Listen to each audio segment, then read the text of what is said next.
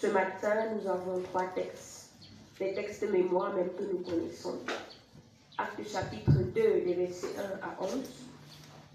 Jean chapitre 20, des versets 19 à 23. Et 1 Corinthiens 12, des versets 3 au verset 13. Voilà les textes qui vont nous servir de méditation ce matin. Pour la circonstance, nous allons lire la première lettre de Paul aux Corinthiens, chapitre 12, des versets 3 à 13, et l'évangile de Jésus-Christ selon Jean, le chapitre 20, des versets 19 à 23. Mais avant la lecture, je nous invite à la prière afin que le Dieu qui parle en nous puisse réellement nous instruire et mettre cette parole en pratique. Prions. Esprit de Dieu qui a rassemblé les enfants autour du Père, nous t'invoquons encore en ce moment afin que tu viennes, que tu interviennes pour éclairer et rendre compréhensible le mystère divin de ta parole. Ô Seigneur, rends-nous attentifs et agissons comme les apôtres de la première Pentecôte, afin que nous mettons à bien et en marche cette grande mission que tu nous as donnée. Par le Seigneur, nous voulons t'écouter. Amen. Nous lisons d'abord la première épître de Paul aux Corinthiens, chapitre 12, et verset 3 au verset 13, et ensuite nous lirons l'évangile de Jésus-Christ selon Jean. 1 Corinthiens 12, 3 à 13, dans la traduction Louis II, voici ce qu'il est écrit. C'est pourquoi je vous déclare que nul, s'il parle par l'Esprit de Dieu, ne dit Jésus est anathème, et que nul ne peut dire Jésus est le Seigneur si ce n'est pas le Saint-Esprit. Il y a diversité de dons, mais le même Esprit. Diversité de ministères, mais le même Seigneur. Diversité d'opérations, mais le même Dieu qui opère tout en tous. Or, à chacun, la manifestation de l'Esprit est donnée pour l'utilité connue. En effet, à l'un est donnée par l'Esprit une parole de sagesse, à un autre une parole de connaissance selon le même Esprit, à un autre la foi par le même Esprit, à un autre le don de guérison par le même Esprit, à un autre le don d'opérer des miracles, à un autre la prophétie, à un autre le discernement des esprits, à un autre la diversité des langues, à un autre l'interprétation des langues. Un seul et même esprit opère toutes ces choses, les distribuant à chaque particulier comme il veut. Car comme le corps est un et a plusieurs membres, et comme tous les membres du corps, malgré leur nombre, ne forment qu'un seul corps, ainsi en est-il de Christ. Nous avons tous en effet été baptisés dans un seul esprit pour former un seul corps, soit juif, soit grec, soit esclave, soit libre, et nous avons tous été abreuvés d'un seul esprit. Amen. Jean chapitre 20, 19 à 23, il est écrit. Le soir de ce jour, qui était le premier de la semaine, les portes du lieu où se trouvaient les disciples étant fermées à cause de la crainte qu'ils avaient des Juifs, Jésus vint, se présenta au milieu et leur dit, la paix soit avec vous. Et quand il lui dit cela, il leur montra ses mains et son côté. Les disciples furent dans la joie en voyant le Seigneur. Jésus leur dit de nouveau, la paix soit avec vous. Comme le Père m'a envoyé, moi aussi je vous envoie. Après ces paroles, il souffla sur eux et leur dit, recevez le Saint-Esprit. Ceux à qui vous pardonnez les péchés, ils leur seront pardonnés. Et ceux à qui vous les retiendrez, ils seront retenus. Amen. Tu es Seigneur, le lot de mon cœur, tu es mon héritage. En toi, Seigneur, j'ai mis mon bonheur, toi, mon seul partage. Je pense à toi le jour, la nuit, ô Seigneur, et c'est ta main qui me conduit, ô Seigneur. Tu es Seigneur, le lot de mon cœur, tu es mon héritage. Amour pour m'engloutir, ô Seigneur, car du tombeau je dois surgir, ô Seigneur. Tu es Seigneur, le lot de mon cœur, tu es mon héritage. Auprès de toi il n'y a que joie, ô Seigneur, joie débordante par la foi, ô Seigneur. Tu es Seigneur, le lot de mon cœur, tu es mon héritage.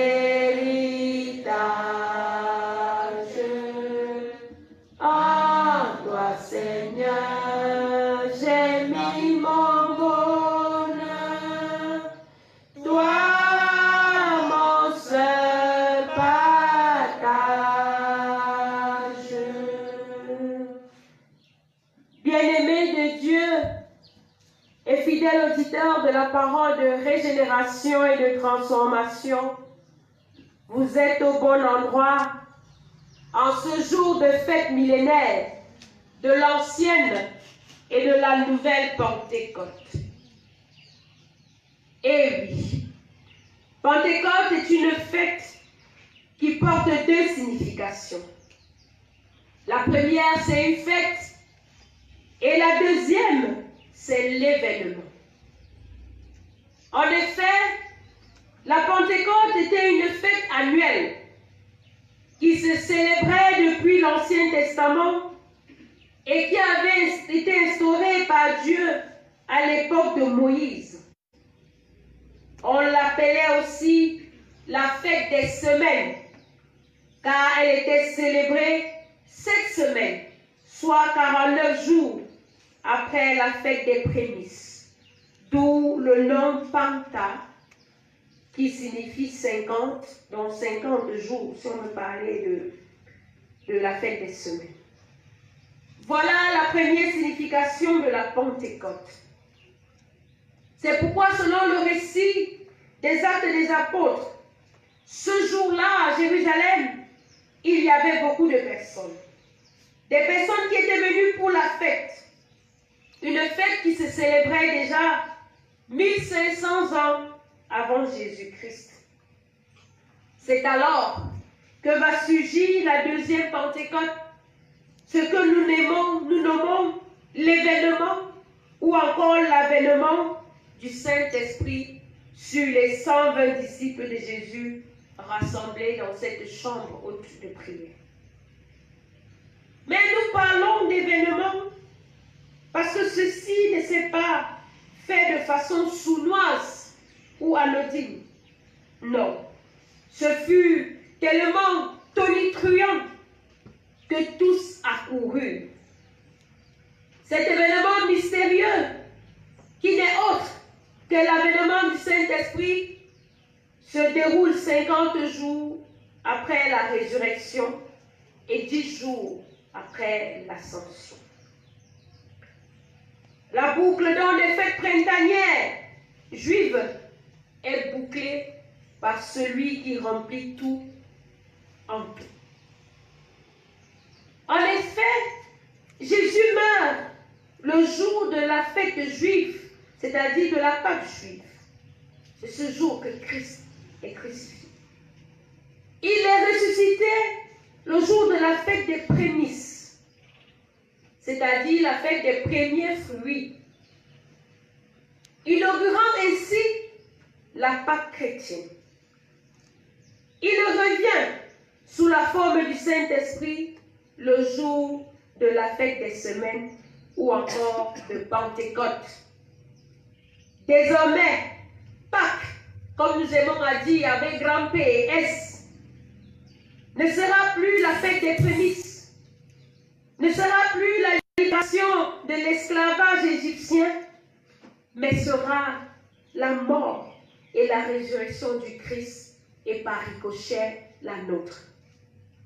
Désormais, Pentecôte ne sera plus la fête des semaines, mais celle de l'accomplissement de Matthieu 28, 19 à 20 de la Grande Commission.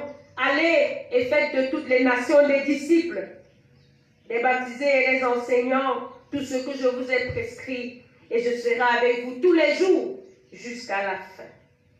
Oui, Pentecôte devient donc l'accomplissement de la première prédication qui donna naissance à l'Église chrétienne.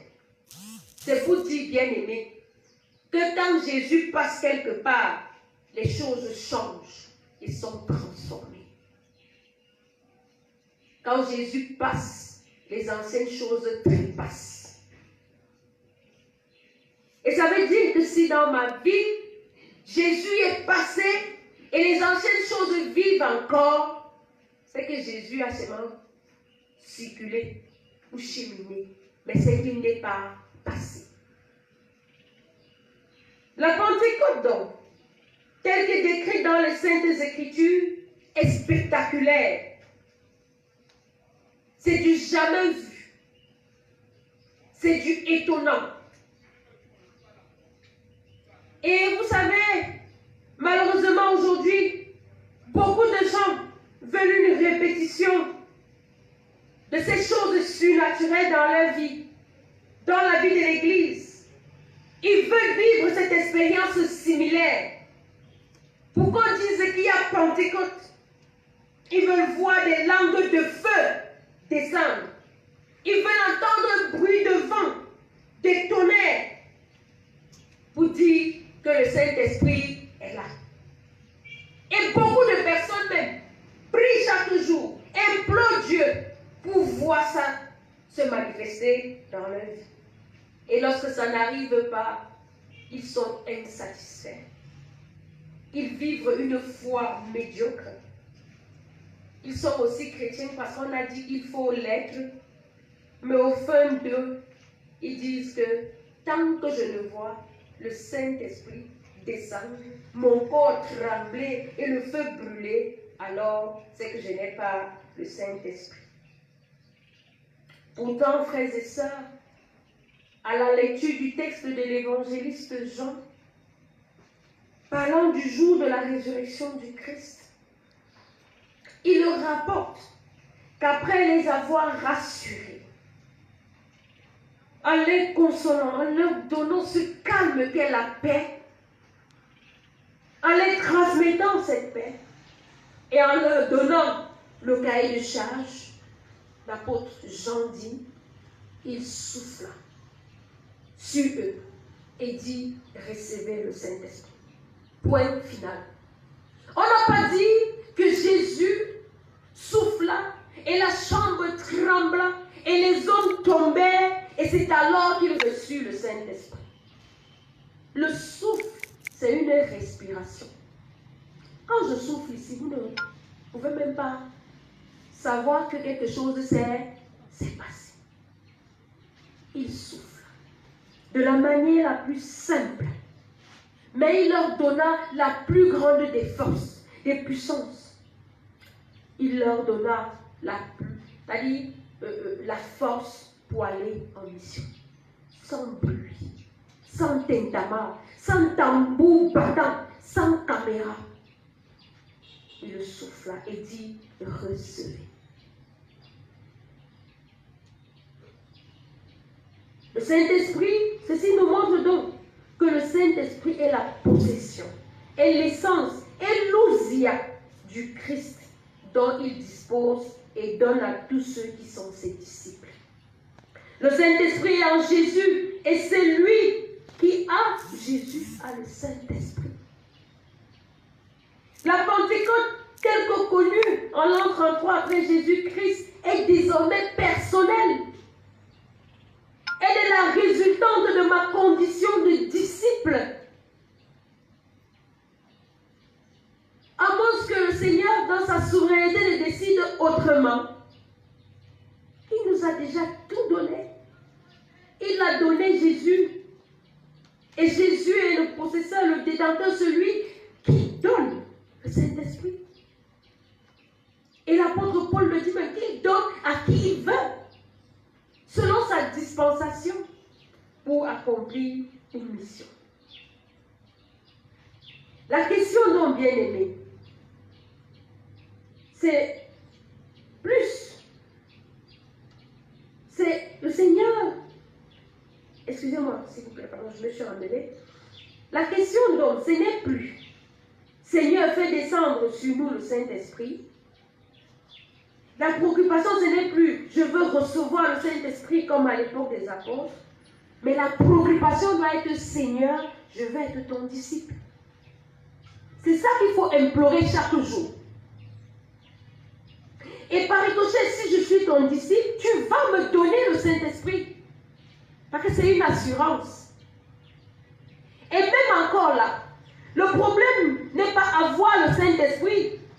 Pourquoi veux-tu le Saint-Esprit? Que vas-tu en faire? Parce que la voix, c'est une chose, mais s'en servir, c'est une autre chose. Et c'est pourquoi l'apôtre Paul nous instruit sur cette question. Dans la première épître de Corinthiens que nous avons lue, au chapitre 12. Il nous révèle que le Saint-Esprit nous est donné pour l'utilité commune. Le Saint-Esprit n'est pas donné pour se vanter. Le Saint-Esprit n'est pas donné pour se croire supérieur aux autres. Le Saint-Esprit est donné parce que ça doit être utile. Le Saint-Esprit, c'est pour l'unité commune des dons.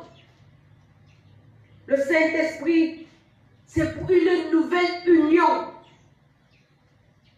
Et c'est pourquoi lorsqu'il leur a dit, allez, je serai avec vous, il leur a donné le Saint-Esprit.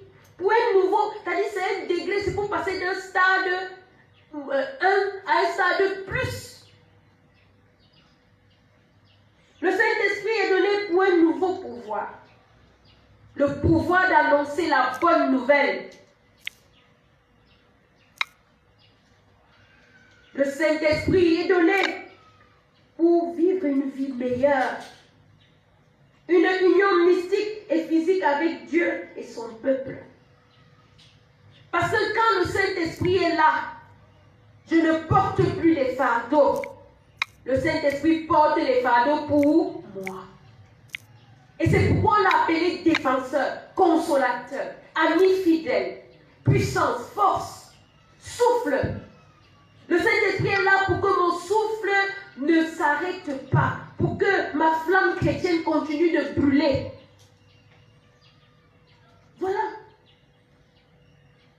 Le Saint-Esprit est là pour achever l'œuvre de transformation en tant qu'enfant de Dieu. Parce que le Seigneur aurait pu dire, allez, n'est-ce pas, faites de toutes les nations des disciples, c'était bon, il leur a donné l'ordre. Mais à cet ordre, il fallait ajouter l'élément clé. L'élément qui va se mettre en action. Pour les rendre complètement enfants de Dieu.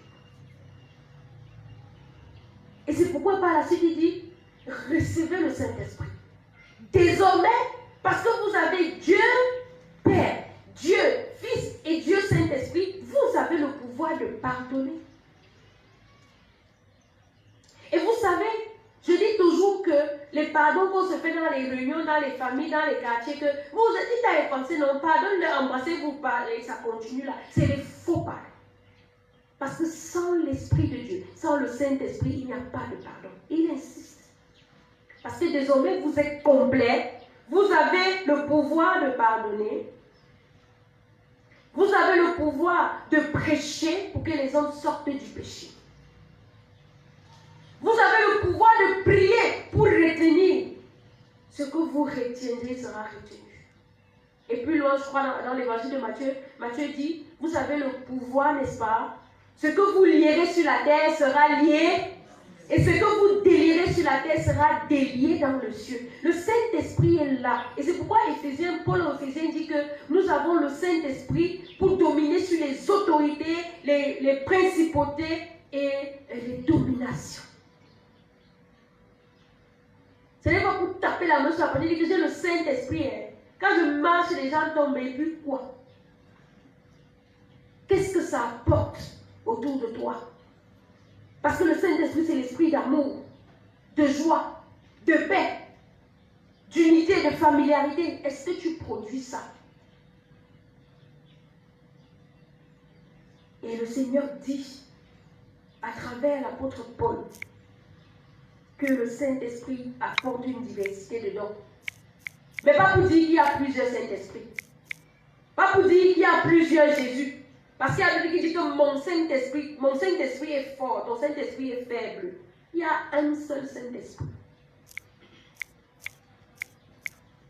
Et le Saint-Esprit apporte dans nos vies les dons. Parce que tant que Jésus n'est pas là, on ne se connaît pas. Lorsque Jésus vient, il dévoile notre potentiel. Et le Saint-Esprit met en action ce potentiel. C'est pourquoi on peut recevoir la parole de sagesse. C'est-à-dire que lorsque tu ouvres la bouche pour dire quelque chose, même s'il y avait le feu, c'est comme si on avait mis l'eau. Ta parole apporte de la sagesse. C'est pour ça qu'on reçoit le Saint-Esprit, pour avoir la parole de sagesse. Et ce n'est pas tout le monde qui aura la parole de sagesse. Dieu veut que certaines personnes aient la parole de sagesse. Parce que si tout le monde a la parole de sagesse, qui va écouter? Le Saint-Esprit est là pour qu'on ait le don de la parole de reconnaissance. Savoir dire que Dieu est Dieu. Parce que les gens qui disent que oh, Dieu existe, ou Dieu n'existe pas, lui-même il va voir. Si vraiment je passe l'étape, si ça veut dire que Dieu existe, ça veut dire que tu ne connais pas que Dieu existe. Et il dit que nul ne dit Dieu n'existe de anathème s'il n'est avec Dieu. Je ne peux pas dire que je suis avec Dieu et puis dire que oh, vraiment si je réussis l'étape, c'est que Dieu est vraiment grand. La Bible dit que tu es en train de faire un anathème. Et celui qui a la parole de reconnaissance, d'action, de grâce dans sa bouche ne peut pas dire ça. Le Saint-Esprit nous est donné pour que nous ayons la foi. C'est pourquoi Jésus disait, si votre foi est aussi petite que le grain de moutarde, vous allez dire, arbre, déracine-toi, plante-toi, l'arbre va se planter. Et c'est l'Esprit de Dieu qui émeut la foi en nous, qui émule cette foi. Le Saint-Esprit est donné pour qu'on ait le don de guérison. Et voilà ce qui tue aujourd'hui tout le monde, qui bouleverse l'Église. Tout le monde va avoir l'Esprit, le don de guérison. Et on cherche cet Saint-Esprit partout, même là où il n'est pas. Et pourtant le Seigneur dit qu'il donne à qui il veut. Tout le monde n'est pas obligé d'avoir le don de guérison. Et c'est même quoi le don de guérison? Est-ce que ça veut dire que tu vas prier pour quelqu'un, demain il va guérir, ça veut dire que tu as le Saint-Esprit? Même le sorcier prie pour quelqu'un guérir, est-ce qu'il a le Saint-Esprit? Oui. Le Saint-Esprit nous est donné pour que nous éplourions les miracles. Et lorsque nous rentrons dans la notion de miracle ici, plusieurs pensent que le miracle, c'est le fait que quelqu'un était aveugle et il est venu, j'ai parlé, il n'est plus aveugle, du coup j'ai fait le don de miracle. Mais si tu fais, quelqu'un ne voit plus, il voit, et son cœur appartient toujours au diable, quel est le miracle que tu as produit dans sa vie? L'Esprit de Dieu nous est donné pour que nous produisions le miracle de la vie, de la nouvelle naissance dans la vie des gens. C'est ça le don du miracle. Que quelqu'un qui était, excusez le mot, endurci, païen plus.